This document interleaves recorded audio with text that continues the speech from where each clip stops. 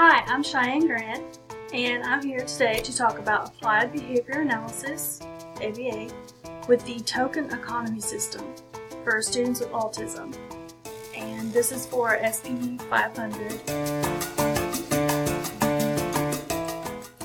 The token economy system is a offset of ABA, which is the application of behavior principles. And it really is just positive reinforcement or punishment for good behaviors that you want your student to learn. The token economy system is one example of ABA, and it is very useful in the inclusive classroom. So your student isn't distracting everyone else. It's a system that can be going on during a regular class without taking away from a lesson or distracting other students. And the first step of ABA, or the token economy system, is to identify which behaviors that you would like your student to learn or engage in more often. And first, you need to make sure the behavior is well defined. Be very specific on what actions are good and what actions will not result in the token, and make it measurable. An example, Mary likes to talk during class, and I would like her to learn to raise her hand or abstain from talking altogether during when I'm teaching or when another student is speaking. This is an example of what a token chart could look like. So the second step is to collect data on the behavior for a few days by counting how often it occurs. So, for example, on Monday, Mary didn't raise her hand 4 times, Tuesday twice, Wednesday 6 times, Thursday 3, and Friday 5. So on the average week, she forgets to raise her hand 4 times a day. And this will be useful in our next step. Step 3 is to identify potential reinforcers, items the student enjoys and will be motivated to obtain by displaying positive behavior. So things that she could be interested in outside of school, such as things she collects. If a student collects stamps or rocks or anything that she'd be interested in and want to obtain. This could be done by asking the student what she likes. It's always a good idea to ask parents to make sure it's something they would want their child to bring home with them. Because it's not something, the token and the reward is not something that I want them to take home and be punished for.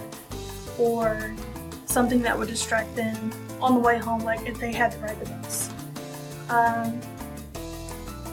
Or by using the treasure box method, which is after she's done the behavior and I'm rewarding her for it, giving a treasure box with a few different kinds of reward that she would enjoy, and just recording or observing which item or type of item, like does she like toys or would she prefer some kind of candy, and just recording what she chooses most often and kind of specializing it more for her.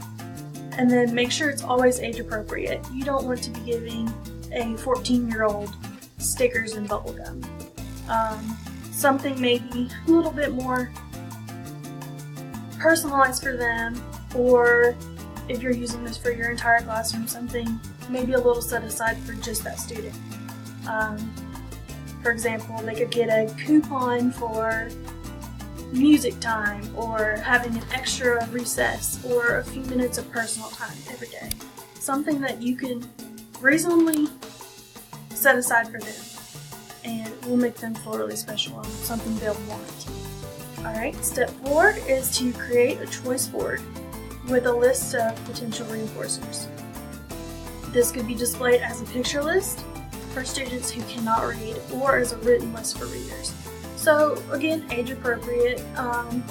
Elementary school children will probably do best with pictures of what they should be doing and what they will get to do, or their reward afterwards, just like I showed on this first slide. So first, you must do your magnetic numbers, or do your math work, And then you get to play with whatever toy you get, or during a special time of the day you get an extra treat. Alright, and this is maybe for a little bit older.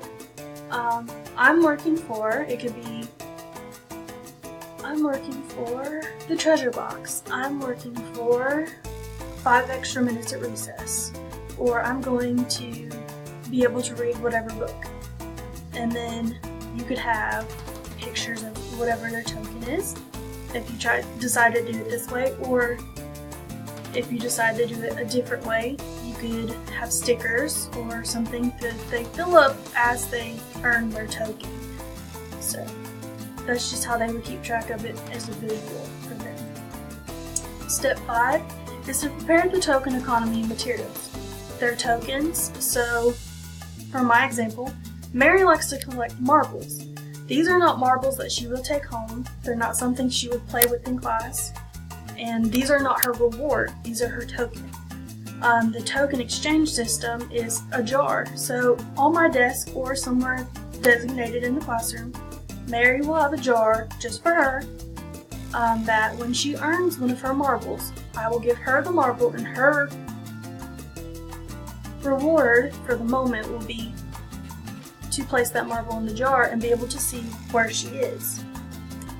And my jar is marked in the middle with a line, just cutting the jar in half. And once she has filled that jar to the line, that's when she gets her reward. So visually she will know that she needs to be more on point that day, or observe whatever behavior I want her to do. So she needs to learn to raise her hand, and every time she raises her hand, the more marbles she gets. So it's a little bit of immediate gratification, and she'll get a little sense of how close she is to her big reward. And then step 6, teach the student the token and economy system. Explain the system to the student. Displaying the rules for earning tokens. Establishing how many tokens must be earned to exchange for a reward, and when the exchange will or can occur. So, for example, on Monday morning, I'll tell Mary that if she raises her hand before speaking during class, not only in my class but in other classes where she is required to raise her hand, she'll receive a marble. And on Friday, if her jar of marbles is to the line we've indicated, she will get to receive her reward before she goes home that day. Because I don't want her to lose her reward, and I don't want her to be focused on that and decide the rest of the day not to participate in class or anything else. And I don't want her to lose it.